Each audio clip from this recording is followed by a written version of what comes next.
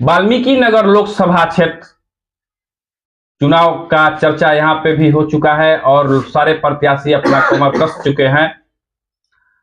और इसी दरमियान में पूर्व सांसद, पूर्व प्रत्याशी जो जेडीयू के थे, वहीं जेडीयू से पुनः उम्मीदवार हुए हैं एनडीए के, और भाजपा के प्रदेश कार्य समिति के सदस्य रह चुके बगहा चीनी मिल के मालिक दीपक यादव जी को जब टिकट नहीं मिला और गठबंधन में जब सीट जेडीयू को चली गई तो उन्होंने पार्टी बदल दिया और पिछले 7 तारीख को उन्होंने आरजेडी का दामन थामा और बगहा में एक भव्य कार्यक्रम किया गया और उसमें उनका मिलन समारोह हुआ। उस मिलन समारोह में पूर्व उप मुख्यमंत्री और राजद नेता तेजस्वी यादव और वीआईपी पार्टी के मुकेश सहनी जी भी इस मिलन समारोह में आए थे। आगे विस्तृत बताएंगे, इस पर चर्चा करेंगे। हमारे साथ स्टूडियो में मौजूद है हमारे मिथिलेश उपाध्याय जी। आप देख रहे हैं बोल बिहार न्यूज और मैं चंदन मिश्रा। नमस्कार चंदन जी, अब जब आप कह दिए कि मिलन समारोह में तेजस्वी यादव जी मौजूद थे, मुकेश सहनी जी मौजूद थे, तो आज मंच की ही चर्चा हम कर देते हैं। मंच पर कुछ बातें ऐसी हुई हैं जो तार्किक के तौर पर देखा जाए, ये सोचना तो जनता की बात की बस की बात है, जनता समझेगी कि क्या करना है क्या नहीं करना है, लेकिन वो चर्चा करना इस समय लाजमी हो जा रहा है कि दीपक यादव जी अपने संबोधन में बोले थे कि 2008 में उनको यहाँ पर बंदूक के दम पर रोक लिया गया था, या उस समय मतलब कि माहौल वो दिखाए कि जंगल राज था, जो भाजपा हमेशा पहले से कहती आती है कि लालू यादव के राज में जंगल राज था। अब यह जंगल राज की जहां तक 2008 की बात है तो नीतीश कुमार की शासन थी और नीतीश कुमार के शासन में जंगल राज था, कहीं बोलने में गड़बड़ नहीं किए हैं। लेकिन तर्क एक आता है कि हम जब देख रहे हैं या भी देखे हैं, जनता भी देख रही है कि जिस समय परिस्थितियां जो राजद की सरकार में थी उसको उस समय की परिस्थिति सुधारे थे नीतीश कुमार, आते ही परिवर्तन किए थे, जिसका नतीजा हुआ था कि अगले विधानसभा चुनाव में पूर्ण बहुमत के साथ फिर एनडीए आया था। लेकिन स्थिति क्यों वैसा था, इस पर चर्चा करने वाली बात है। अब हम सोच रहे हैं कि जो दीपक यादव जी के साथ घटना घटी थी उस समय, इसका मतलब है कि सुधार के बाद वो घटना घटी थी, तो सुधार से पहले क्या थी, कैसी माहौल थी, तो कैसी माहौल थी, या कल्पना करके भी आदमी सोचने पर विवश हो जाता है। अच्छा, एक चीज तो कुल मिलाकर तो हमको लग रहा है कि राजद को ही घेरने का काम दीपक यादव जी किए हैं। बिल्कुल, एक पॉइंट। दूसरा पॉइंट अब उठा लीजिए मुकेश सहनी जी का। मुकेश सहनी जी उसी मंच पर कह रहे हैं जहां जी बिहार के उप मुख्यमंत्री, पूर्व उप मुख्यमंत्री तेजस्वी यादव जी बैठे हैं, वहीं पर कह रहे हैं कि सोना के चम्मच, जो सोना के चम्मच लेके पैदा हुए हैं, जो राजा का बेटा ही राजा नहीं बनेगा। अब तो यह बात हमको थोड़ा समझ में नहीं आ रहा है, इसको भी थोड़ा आप क्लियर कर दीजिएगा कि यह बात तेजस्वी यादव जी के लिए बोले हैं क्योंकि लालू यादव जी के बेटे हैं तेजस्वी यादव जी, और फिर बैनाथ महतो जी के सुपुत्र हैं सुनील कुमार जी, उनके लिए बोले हैं। ये तो दोनों एक ही जगह, एक ही सिट कर रहा है। तो कुछ ऐसी बातें हो जाती है मंच पर जो अपने आप में। तीसरा चीज, आपको एक और चीज का घटना का जिक्र कर देना चाहता हूं कि तेजस्वी यादव जी जिक्र किए हैं कि बहुत शिक्षित आदमी, वेल एजुकेटेड, विदेश से पढ़ के आए हैं, वाल्मीकि नगर लोकसभा क्षेत्र के प्रत्याशी जो इंडी गठबंधन के राजद के उम्मीदवार है दीपक यादव जी, और वह विदेश के पढ़े हुए, कहां तक जायज आपको लगता है? उनका वीडियो वायरल चल रहा है जिसमें वो बोल रहे हैं बैल की औलाद। एडिट तो किया हुआ है नहीं,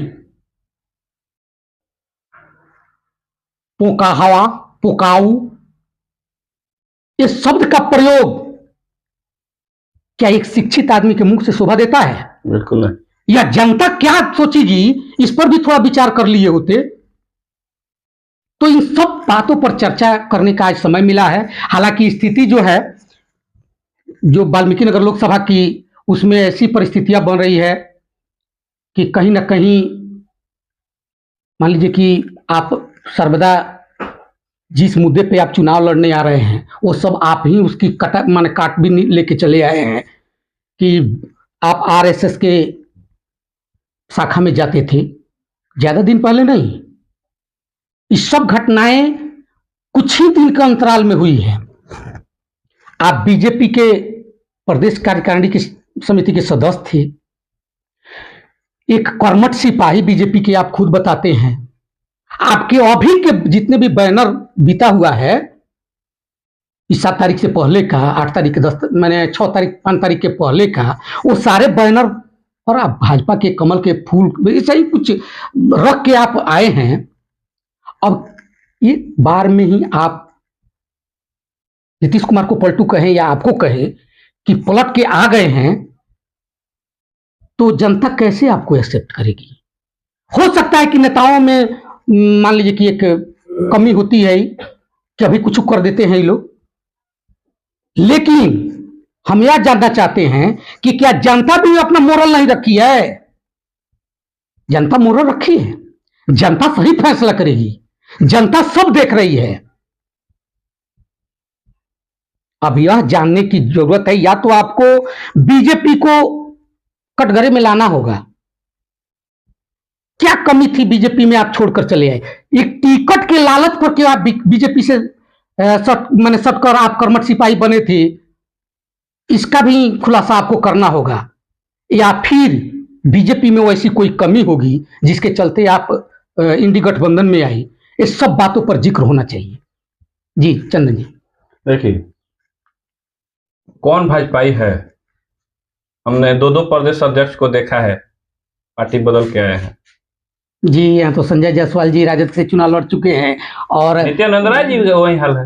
नित्यानंद राय जी भी आरजेडी के नेता थे। तो इसका तो जड़ में जाइए तो जो वर्तमान में है सम्राट चौधरी, वो तो सपनी चौधरी के बेटा है। वही वो भी आरजेडी से आया है, जिसका जिक्र बार बार होता है।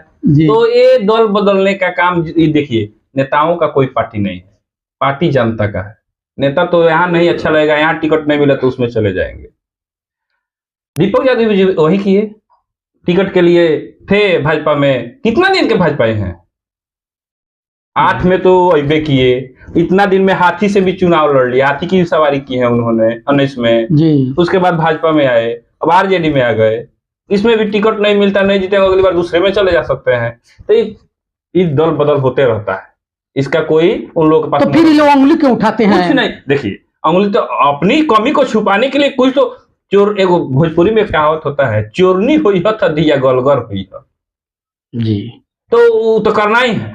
लेकिन मेन चीज एक है जो आपने 2 मुद्दा जिक्र किया, इसकी चर्चा बहुत तेज बगहा में हो रही है कि दीपक यादव जी आरजेडी के नेता के सामने 2008 का मुद्दा उठा दिया कि जब हम आए तो हम पर गोलियां तान दी गई थी। हालांकि उनको समझ में आ गया कि हम गलत बोल रहे हैं, तो बाद में उन्होंने बोला कि प्रशासन ने हम पे गोली तान दी थी। प्रशासन काहे तानेगी? प्रशासन काहे तानेगी आप पर गोली? आपको सुरक्षित पहुंचाएगी।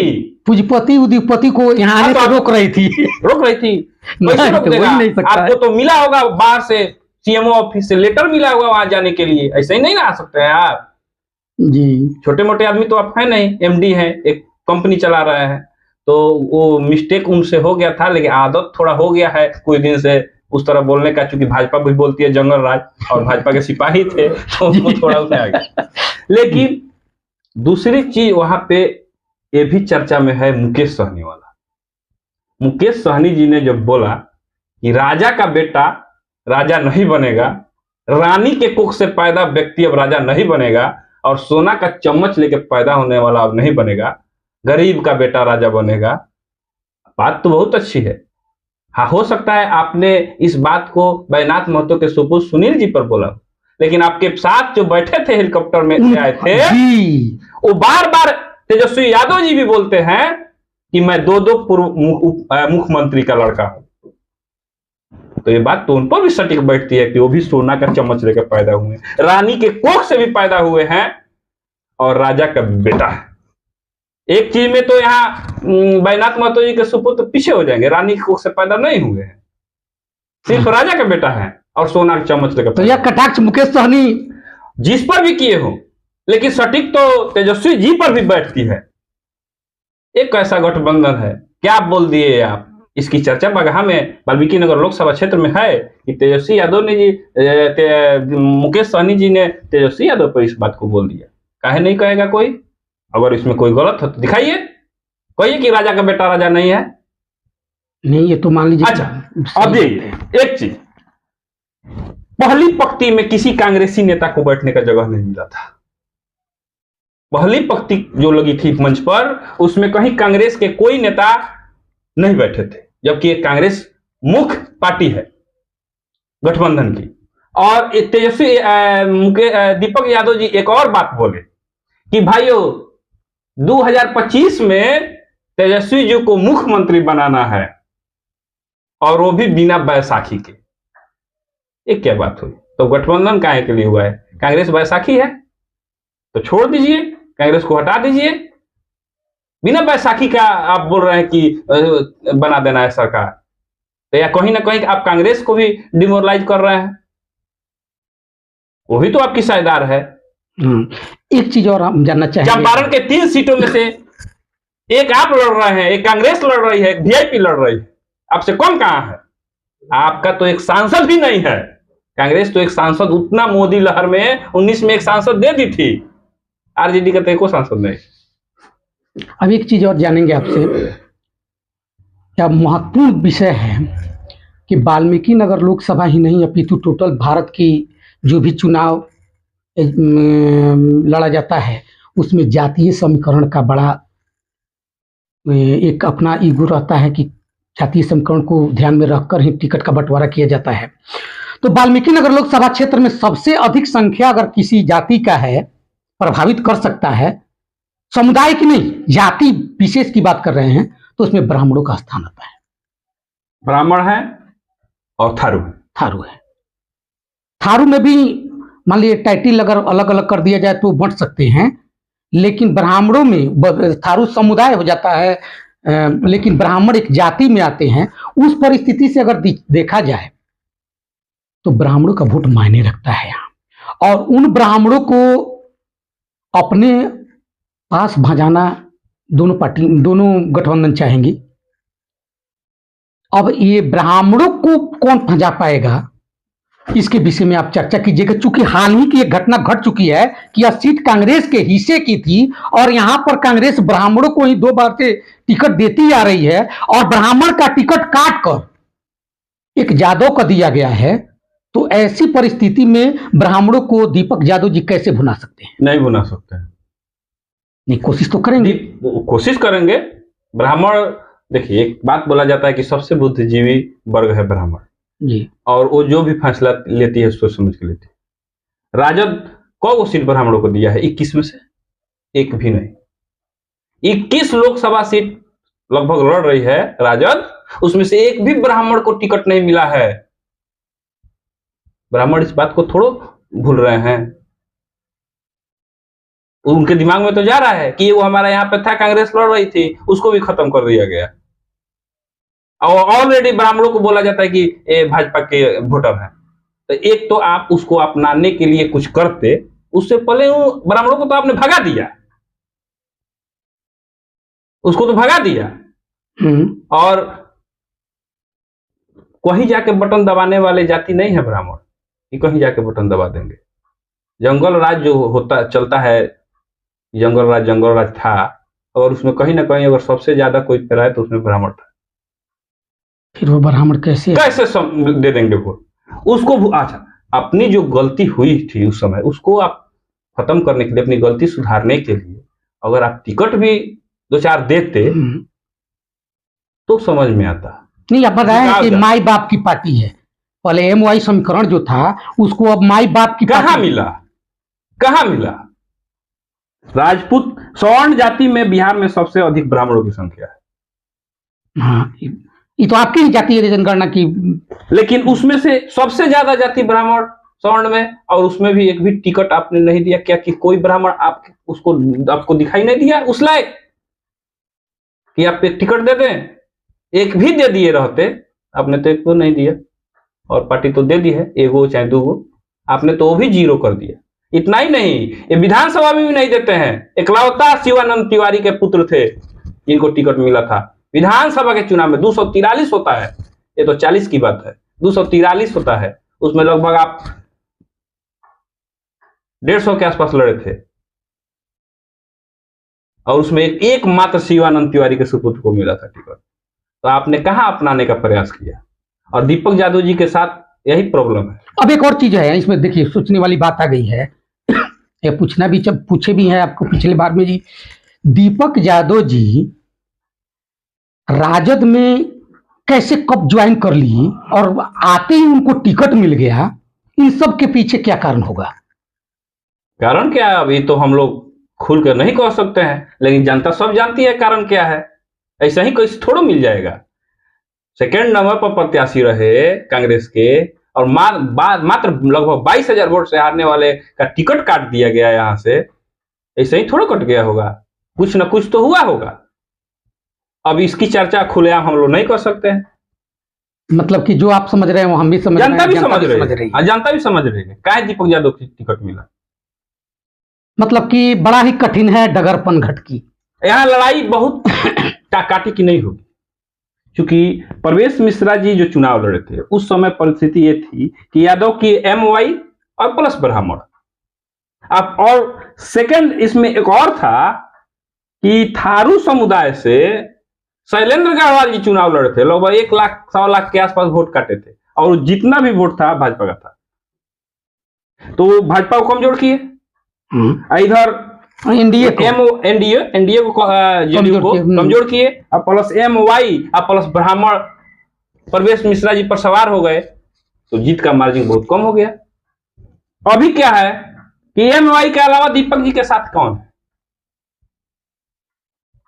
अभी तक तो हम लोग को दिखाई नहीं देता है।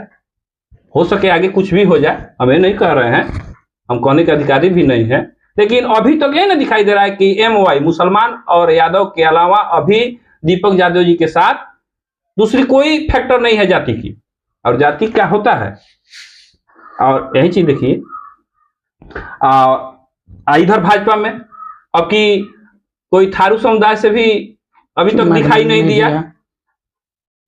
तो अभी यहाँ दो तरफा लड़ाई है एकदम, एक NDA एक यूपीए, और तीसरा कोई प्लस पॉइंट वोटर होता आरजेडी को, तब ना लड़ाई जबरदस्त होती। यहाँ तो ऑलरेडी यादव और मुसलमान आरजेडी चाहे NDA यूपीए को वोट देते हैं। मतलब कि यहाँ भी लड़ाई उसी तरह की है, जानबूझ के यहाँ पर दोनों सीट पश्चिमी चंपारण का और यहाँ का गंवाने जा रही है। पश्चिमी चंपारण पर आज तक कैंडिडेट नहीं दे पाई कांग्रेस, कब कैंडिडेट आएगा, कब क्षेत्र भ्रमण करेगा, कब प्रचार करेगा, तो सब हर कांग्रेस की तो पुरानी आदत रही है कि वह एक कैंडिडेट को बार बार रिपीट नहीं करता है, जो फील्ड बनाना चाहता है और अगले बार में वो अपना उसको छोड़ के दूसरे को टिकट दे देती है। तो इस कई माने ऐसी कमियां हैं कांग्रेस की जो वो अपना टिकट लूज कर देती है। और यहाँ पर भी जो स्थिति बनने जा रही है वो भी एक और फैक्टर आएगा। कुछ कैंडिडेट ऐसे भी होते हैं, और कैंडिडेट नहीं होते हैं, कुछ जाति ऐसे जाति विशेष के लोग होते हैं जो अपने कैंडिडेट को देखते हैं कि अब लड़ाई में आ गया, तो जैसे ही मोछ पर ताव फेरना शुरू करते हैं तो बाकी जितने अदर कास्ट के लोग होते हैं वह कट जाते हैं। ऐसे देखने को मिलता है, और कई बार देख चुके हैं हम लोग, जो जीतते जीतते जाके भी लोग हारा है, उसका मुख्य कारण यही रहा है।